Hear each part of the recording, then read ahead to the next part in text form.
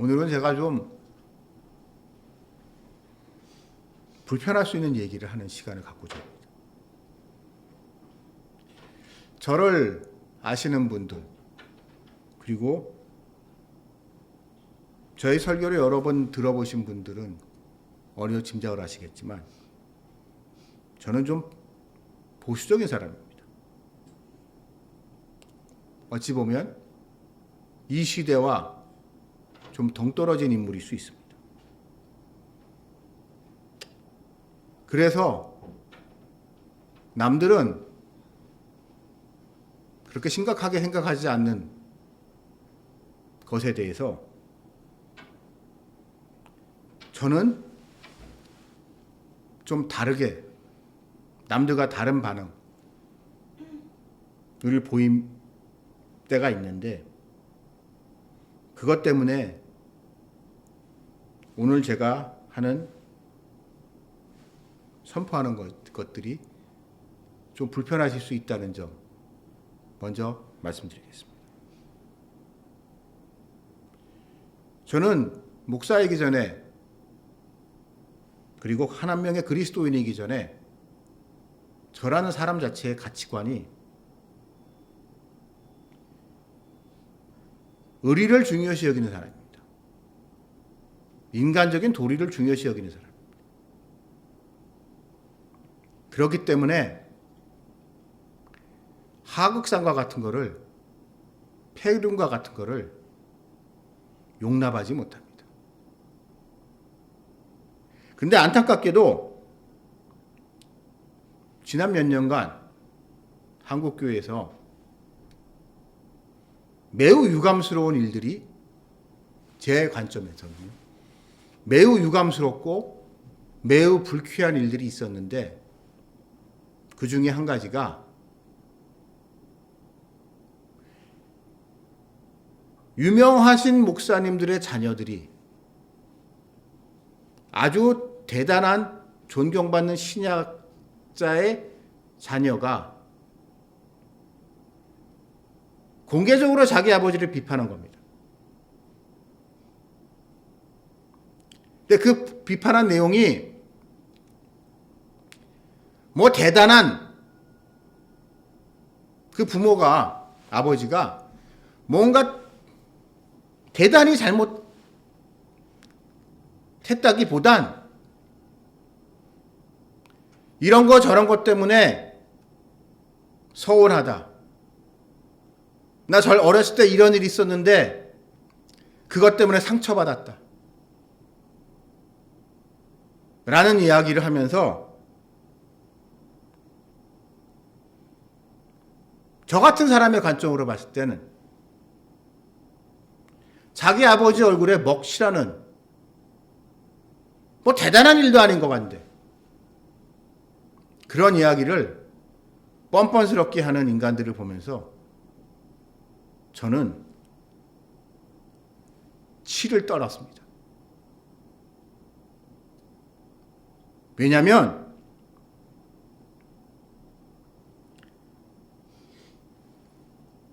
교회 안 다니는 사람도 자기 부모한테 그렇게 얘기 안 합니다.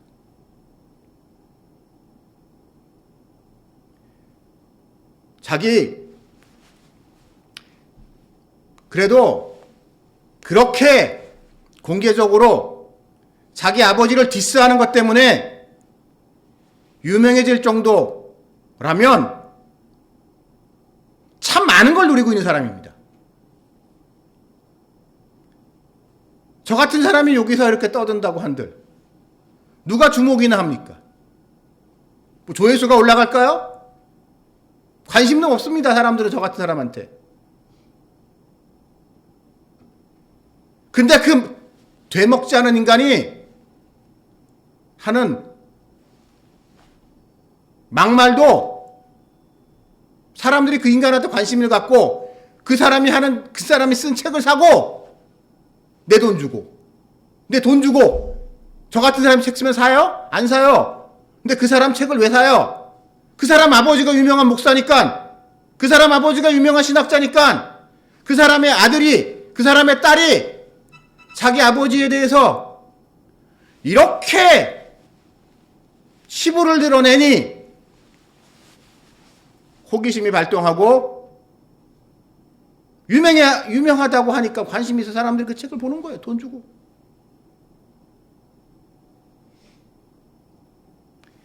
그런 인간들을 보면서 저는 참 뭐라고 해야 되나요?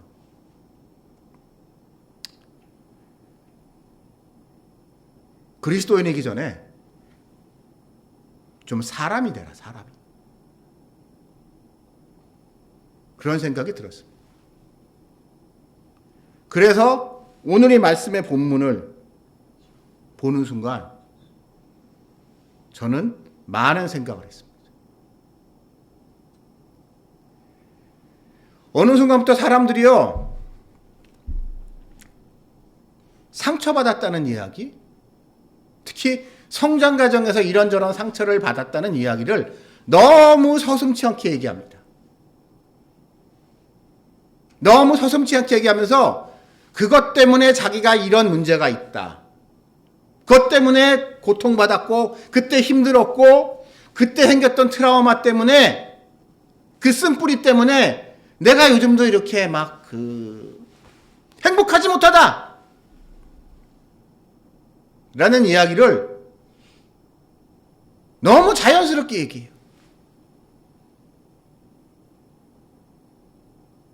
거기에 문제의식 자체가 없습니다. 그게 자기 부모님을 얼마나 욕되게 하는 짓인지.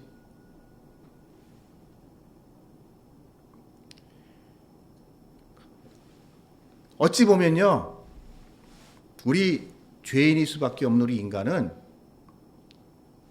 우리의 본성은 이렇게 해서 말씀에서 가르쳐 주지 않으면은요, 부모님한테 순종하지도 않고요, 부모님한테 공경하지도 않고요, 오히려 부모님을 싸워서 이기려고 하는 오이드 컴플렉스가 진짜 우리 인간의 모습이 아닌가 싶습니다. 유교주의 문화가 충효 사상이 강한 우리 그런 전통에 익숙한 우리한테는 어찌 감히 자식이 돼서 부모한테 그럴 수 있나 라고 하는 생각이 들 수도 있지만, 여러분, 우리가 인류의 역사를 살펴보면은요, 권력 앞에서, 돈 앞에서 우리 인간의 모습은 부모를 공경한다, 효도, 솔직히 그거와 좀 거리가 먼 것 같습니다. 오히려 부모가 키워놓으면, 크고 나면 부모 거 뺏고 싶어요. 그 자리에 내가 갖고 싶어. 그게 그런 마음이 진짜 우리 마음이 아닌가 싶습니다. 내 자가 저 자리에 있고 싶어.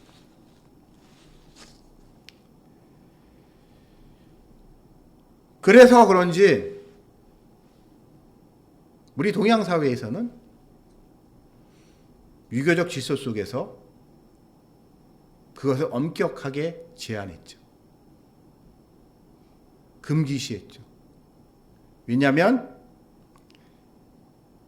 이것을 윤리 도덕이라는 이름을 가지고 사회적으로 제어하지 않으면 이 세상은 만인 대 만인의 투쟁 속에서 부모와 자식조차도 서로 믿지 못하고 투쟁의 대상으로 생각하는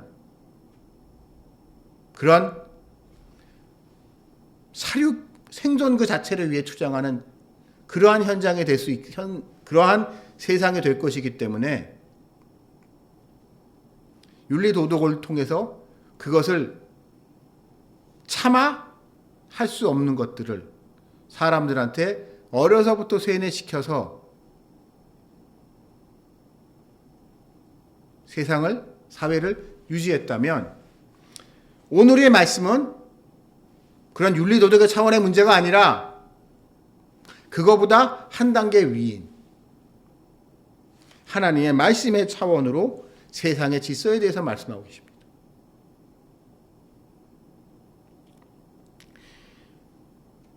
그렇기 때문에 우리는 진정한 그리스도인이 되기 위해서는 하나님에 대해서, 인간에 대해서 고민하기 전에 내 자신과 더불어 나와 가장 가까운 관계에 있는 내 부모님과의 관계에 대해서 고민을 해볼 필요가 있습니다. 참 이상합니다. 제가 지금 비판했었던 유명 목회자와 목사님과 신학자의 자녀분들, 객관적으로 놓고 봤을 때는요, 자기 부모님 덕택에 참 많은 걸 누린 사람입니다. 저는 만약에요, 시골교회 목사 자녀가 내지는 개척교회 하면서 자식들 고생만 시킨, 한 번도 빗발하지 못한 목사님들도 많잖아요. 그런 분의 자녀가 부모님을 원망한다?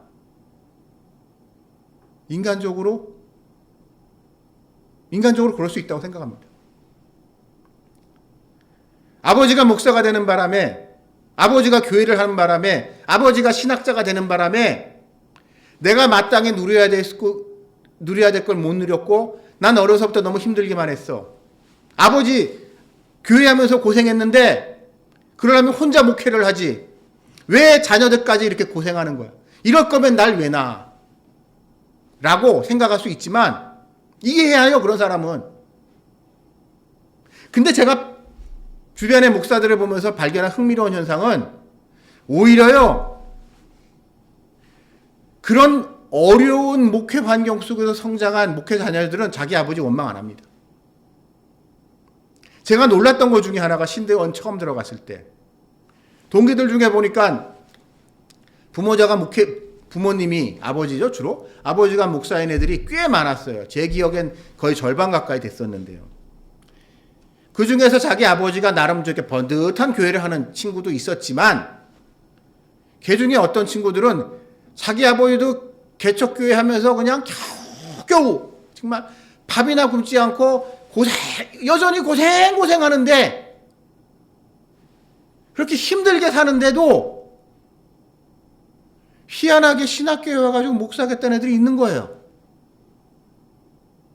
희한하더라고요. 우리가 보통 이제 교회 세습이나 이런 문제에 대해서 우리가 가지고 있는 선입견이, 아버지가 이제 성공한 목사고 그 자리 물려주기 위해서 아들이 목사를 시킨다. 뭐 이렇게 좀 이렇게 그렇게 영광의 관점으로 바라보기 쉬운데 우리 인간적인 관점에서는 그거와는 거리가 먼, 너무 힘들게 사는 목사들의 자녀가 또 너도 목사 되겠다는 걸 보면서 희한해서, 정말 저 그걸 보고 되게 희한해서 그 친구들한테 물어봤습니다. 야, 넌 니네 아버지가 이렇게 목회하시면서 힘드시다면서, 내지는 그 중에 어떤 아이는 그렇게 힘들게 목회하시다가 아버지가 돌아가셨는데 왜 너도 목사를 또 하려고 하냐? 내가 너라면 목사하겠다는 생각, 다른 건 다 해도 목사는 못하겠다 그럴 것 같은데. 그랬더니 그 친구들이 그냥 뭐라고 말할 수 없는 웃음을 지으면서 그러더라고요. 제가 나이가 많으니까. 그 친구들이, 형님, 그 말로 말할 수 없는 그 무언가가 있어요. 뭘로 말할 수 없는 은혜가 있고요. 뭐로 말로 할 수 없는 그 이끌림이 있어서요. 이게 그냥 내 숙명이겠거니 하나님의 뜻이겠거니 해서 그냥 저도 이걸 하려고요. 어렵고 힘들다는 거 잘 안 돼요. 별로 좋은 일도 없다는 거 아는데요. 뭐 또 이렇게도 살아보는 거죠, 뭐. 라고 하면서 담담히 그 길을 가는 친구들을 보면서 참 존경했습니다. 존경스럽습니다, 지금. 근데 오히려 자기 아버지가 목사로 성공해서 큰 교회, 한국 교회 웬만큼 알만한 사람은 다 아는 아주 유명한 목사가 됐고, 그 사람의 아들이기 때문에 덩달아 유명해졌던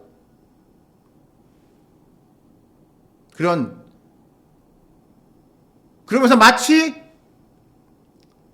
아버지의 뒤를 이어서 목사가 되겠다, 신학자가 되겠다고 했던 인간이 그런 이상한 짓을 하는 걸 보면서 저는 인간적으로 도저히 용납이 안 됩니다.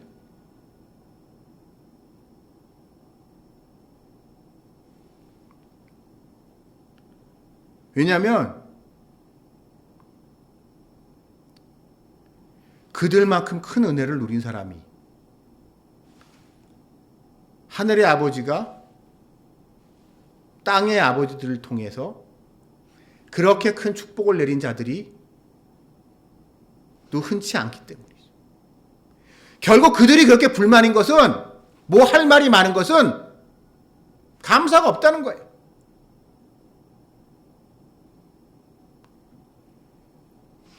제가 오늘 사실 설교를 준비하면서 어느 정도까지 얘기를 해야 되나 고민을 했지만, 이런 기회 또 쉽지 않을 거라서 할 말은 좀 해야 되겠습니다.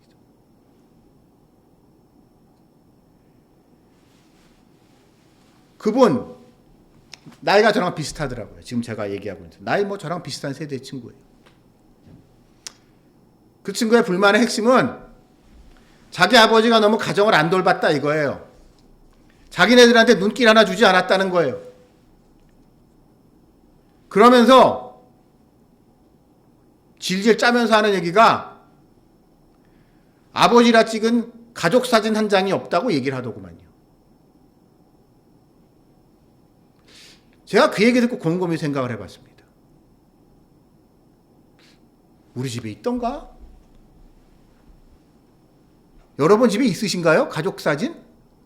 온 가족이 같이 찍은 사진? 우리 세대에? 제가 지금 50대 중반인데요. 아버지랑 어머니랑 온 가족 식구들 다 같이 가족 사진 찍은 거 집에 있으신 분 별로 없을걸요? 걔네 집만 그런 거 아니에요. 그때는 다 그랬어요. 남자들은요, 특히 아버지들은 밖에 나가서 죽어라 하고 일을 해오는 거고요. 집에 와서는 잠만 자고, 집에 와서는 옷만 갈아입고, 또 나가서, 주말이 어디 있습니까? 월화수목 금토일, 하루, 월화수목 금금금의 삶을 살았고, 새벽같이 나가서 밤늦게 들어오고, 집에 와서 잠깐 눈 붙였다가 옷 갈아입고, 그러고 남자들이 살던 그 시대예요. 그래서 아버지 얼굴 한번 보기 힘들었고, 자기 아버지가 미국 유학 가 있느라고 못 만났다고요? 남의 집 아빠들은요, 중동에 돈 벌러 가가지고, 외국에 돈 벌러 나가가지고, 그 열사의 땅에서 죽을 고생하면서, 고생해서 한국에 있는 집에 돈 보내주고, 몇 년 만에 돌아오고, 그래서 자식들이 자기 아버지를 보고 얼굴도 본 적이 없는 아버지여가지고 아버지를 아버지인지 몰라서 울고 다 그랬어요 그때는. 근데 왜 자기만 피해자라고 그러냐고. 자기만 피해자라고, 자기만 억울하다고 얘기하냐고요. 제가 한 말 할까요? 야, 우리 아버지들이 그렇게 번 돈 가지고 너희 아버지한테 헌금했고 그 돈 가지고 너 그만큼 먹고 산 거야. 그거 알아? 너가 받았다는 너 부모로부터 받은 상처, 다른 집 애들도 다 받은 상처야. 오히려 그 시대는 어땠는 줄 알아? 우리 냉정해지자. 못 그런 아버지가 무능한 아버지. 밖에 나가서 그렇게 열심히 일해서 돈 벌어오고 성공하지 않은 아버지는 정말 무능하고 별 볼 일 없는 아버지. 가장 같지도 않은 아버지. 가족, 어머니 고생시키는 아버지. 그런 세대였어요. 우리 냉정해지자고요.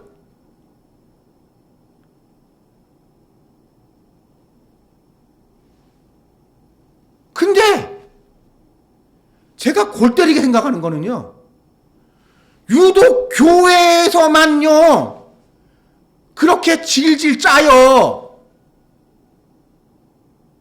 교회 밖 사람들은요, 교회 안 다니는 사람들은요 그거에 그렇게 심각하게 생각하지 않습니다. 제 주변의 친구들, 교회 다니는 친구들도 있지만 교회 안 다니는 친구들도 많죠. 교회 안 다니는 집 애들 중에 그런 아버지 보고 서운하다는 사람 전 본 적이 없어요. 오히려 여러분, 우리 좀 냉정해집시다. 우리 비슷한 시대로서 교회 안 다니던 집 애들은요, 그런 아버지가 밤늦게 술 처먹고 들어와가지고 밖에서 뭐 일을 잘 안 되게 되면 승질을 갖다가 집에서 부리면서 살림 때려 부시고 가정폭력을 휘두르는 거 일도 아니었던 시절입니다. 그 시절은 아버지한테 두개 맞은 애들 많았고요. 아버지가 엄마 손대가지고 그것 때문에 상처받은 애들이 얼마나 많은데,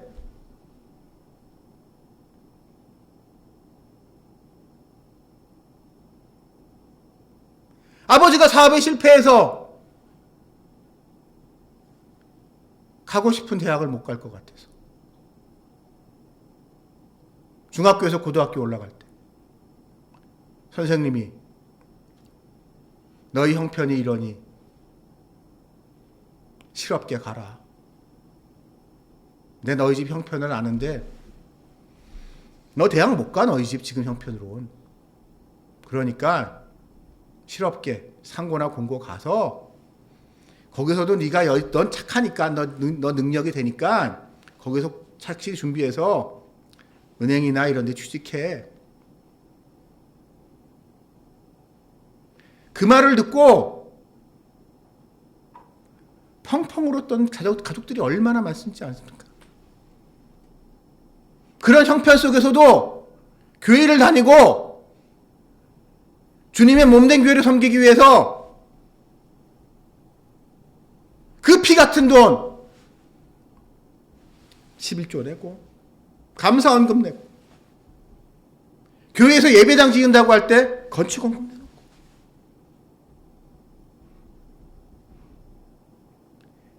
그랬던 대한민국 수많은 성도들의 처지는 생각 안 해보셨습니까?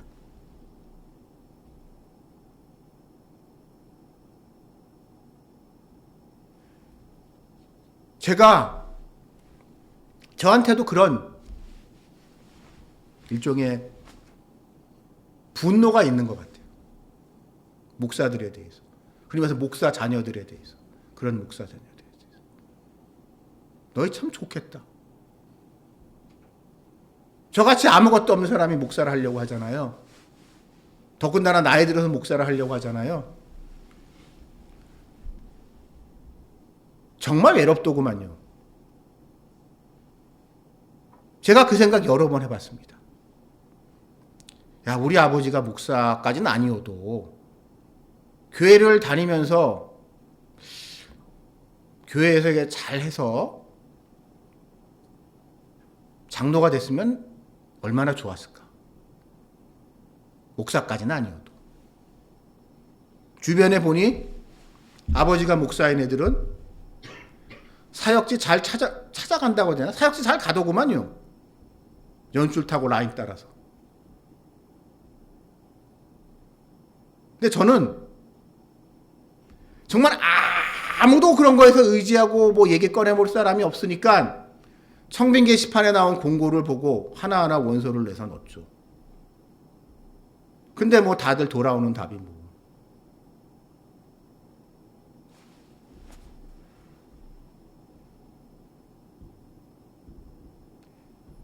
참고로 저희 외할머니 같은 경우는 자기 재산을 집을 바쳐서 교회를 세우신 분입니다.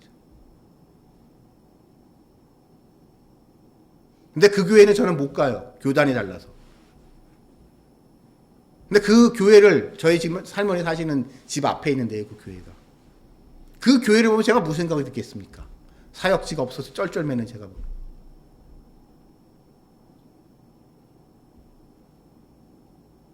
근데 그 교회에서 있는 목사들은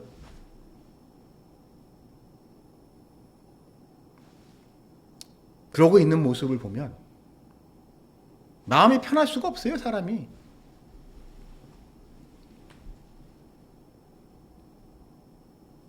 근데 그런 점에 있어서 가장 큰 혜택을 누린 이들이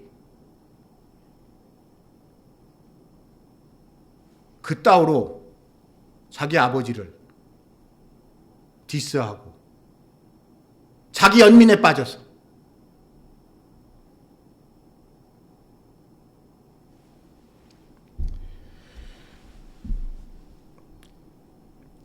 어찌 보면 그게 우리 인간의 모습이 아닌가 하는 생각이 듭니다. 그래서 오늘 이 말씀에서 강조하는 거예요.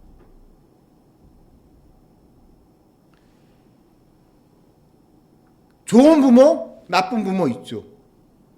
그리고 남들이 보기에는 좋은 부모지만 나에게는 나쁜 부모일 수 있고요. 남들이 보기엔 나쁜 부모지만 나한테는 좋은 부모 있어요.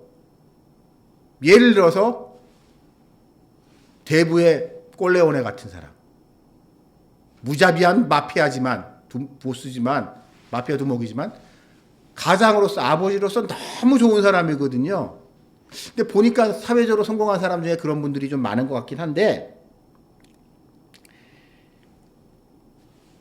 우리 아버지가 이런 분일 수도 있고 저런 분일 수도 있고, 그런 아버지 때문에 나의 인생에 있어서 이런 부정적인 부분도 있었겠지만 그것 때문에 가지고 있는 나의 긍정적인 부분도 분명히 있습니다.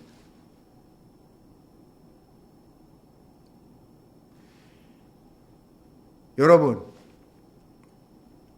제가 이거는 불편할 수 있는데요. 여러분 아버지가 좋은 부모였으면 좋겠습니까? 그럼 묻겠습니다. 여러분 주변에 너무 좋은 아버지 밑에서 자란 아들들의 모습이 어떤지. 너무 훌륭한 아버지 밑에서 자라난 아들들. 너무 훌륭하고 뭐 하나 부족함이 없고 사회적으로 성공했고 경제적으로도 윤택하고 자식들에 대해서도 너무 좋은 아버지, 자애로운 아버지. 그런 아버지 밑에서 성장하고 자란 아이들. 제 주변의 친구들을 보면, 주변에 아는 사람들 보면 옛날엔 부러웠는데요. 철이 드니까 이제는 하나도 안 부럽습니다.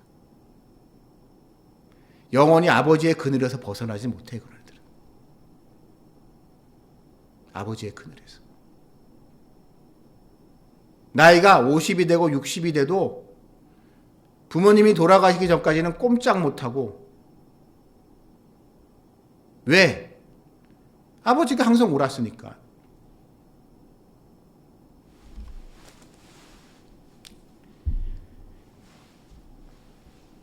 근데 이 모든 것을 결국 이렇게 되게 하신 분이 결국 누굴까요?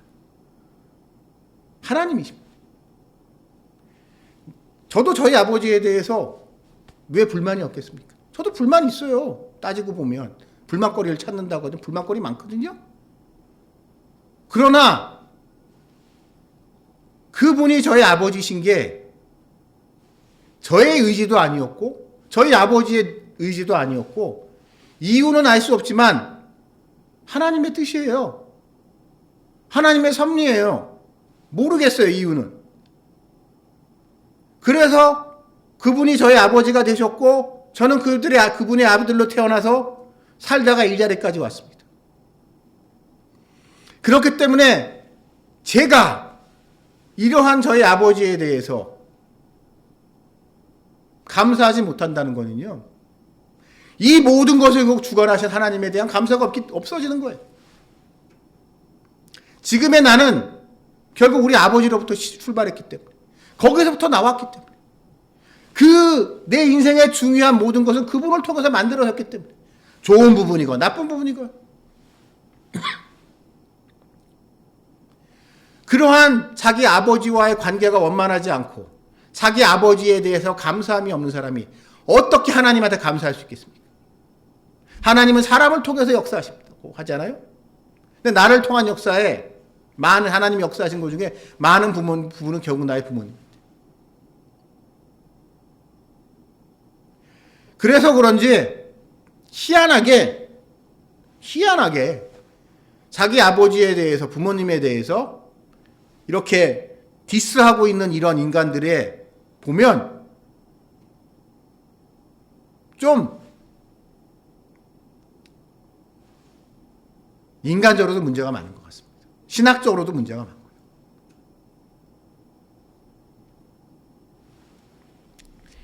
그 사람들은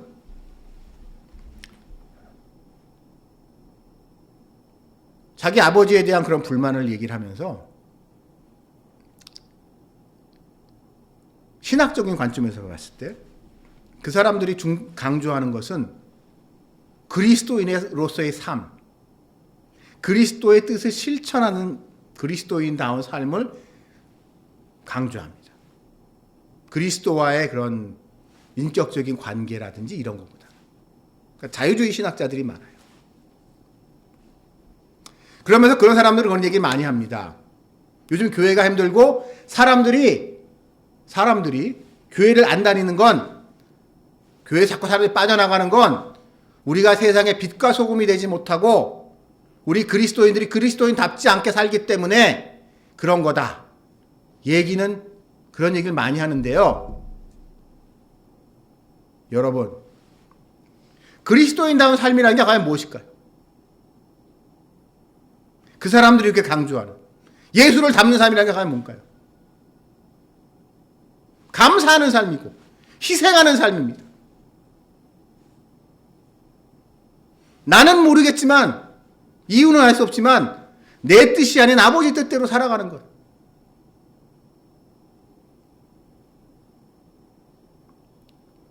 지금 내가 왜 이 십자가를 져야 되는지 모르겠지만 이것 또한 아버지의 뜻이라면 나 이거 지기 싫지만 나 이거 십자가 지겠습니다.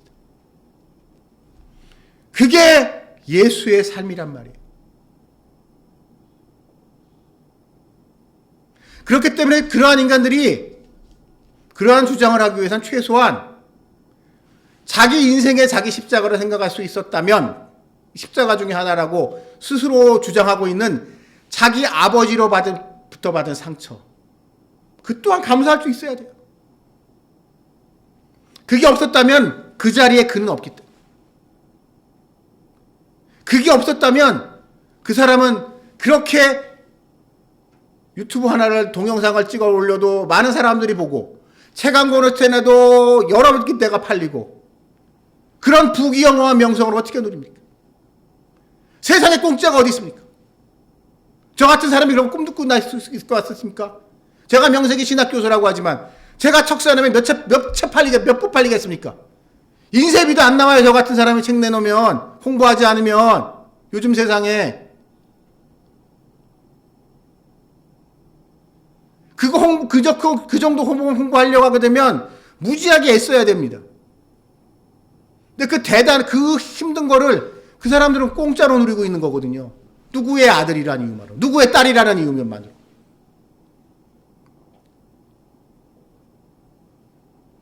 그렇다고 봤을 때 저도 억울하다면 억울하다고 얘기할 수 있어요. 저같이 교회 내에서 최소한 노베이스인 사람.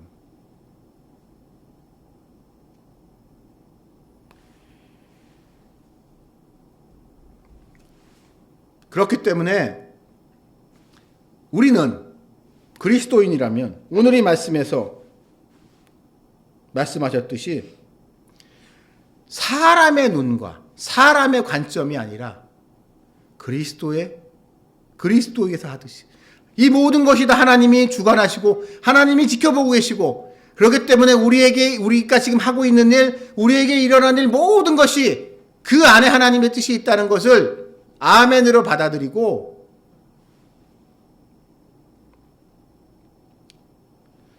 내 자신을 내려놓는 그러한 자세가 필요하지 않나 싶습니다.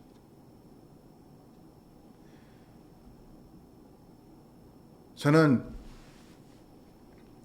우리 그리스도인들이 왜 사람들이 교회를 안 다니고, 왜 우리 그리스도인들은 멸시하고 교회가 사회적인 영향력을 잃고 있는가에 대해서 뭐 거창한 얘기들을 많이 합니다만 저는 다 쓸데없다고 생각합니다. 우리 한 사람 한 사람이, 그리스도인들 한 사람 한 사람만들이 하나님을 생각하고 그 사람을 향한 하나님의 뜻을 생각한다면, 즉 역지사지의 마음을 갖는다면, 그래서 나에게 아픔을 주는 이에 대해서도 이해해 줄 수 있다. 세상 사람들은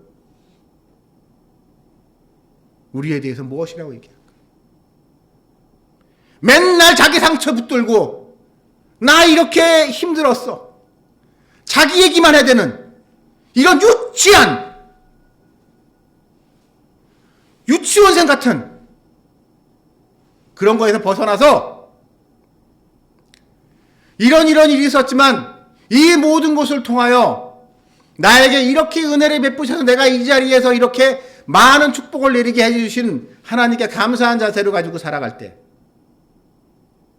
그때 세상 사람들은 그런 우리를 보면서 그래, 나도 저 사람과 같이 하나님의 축복을 누려야겠다고, 그러니까 나는 교회 가야겠다고, 그럴 것이라고 저는 확신하면서 저를 한동안 제 마음을 불편하게 했던 분들에게 감히 오늘의 이 말씀을 전하고자 합니다. 같이 기도하시겠습니다. 하나님 아버지 감사합니다.